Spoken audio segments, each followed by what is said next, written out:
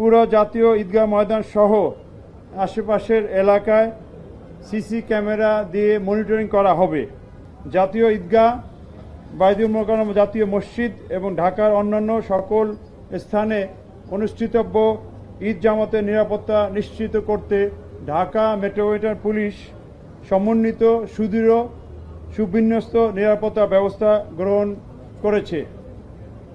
জাতীয় ঈদগাহের যে ব্যবস্থা থাকবে, সেখানে জাতীয় ঈদগাহে ঈদের জামাতে কয়েক স্তরের নিরাপত্তা ব্যবস্থা তৈরি করা হবে। প্রবেশ গেটসমূহে তল্লাশির জন্য আর্চওয়ে এবং মেটাল ডিটেক্টর থাকবে। পুরো জাতীয় ঈদগাহ ময়দান সহ আশেপাশের এলাকায় সিসি ক্যামেরা দিয়ে মনিটরিং করা হবে এবং এখানে পুলিশ কন্ট্রোল রুম থেকে সিসি ক্যামেরা সার্বক্ষণিক মনিটরিং করা হবে। ঈদগাহ ময়দানে আসার প্রধান 3টি রাস্তার প্রবেশ মুখে রোড ব্যারিকেড থাকবে, যাতে অন্যান্য গাড়ি এই ঈদগাহ ময়দানের আশেপাশের রাস্তায় না আসে। সেখানে আর্চওয়ে এবং মেটাল ডিটেক্টরও থাকবে। ওই 3টি পয়েন্ট হল মৎস্য ভবন, প্রেস ক্লাব এবং শিক্ষা ভবন। ঈদ ময়দানের চতুর্পাশে বহির্বেষ্টনীতে তল্লাশির ব্যবস্থা থাকবে।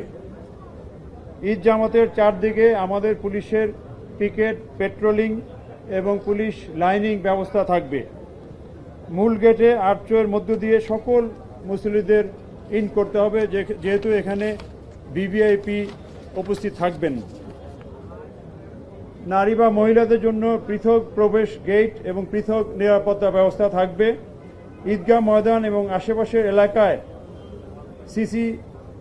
সিটিটিসি ডগ স্কোয়াড সুইপিং এবং স্পেশাল ব্রাঞ্চের সুইপিং টিম এইসব এলাকা সুইপিং করবে। আমাদের ডিএমপির bomb disposal team stand by থাকবে।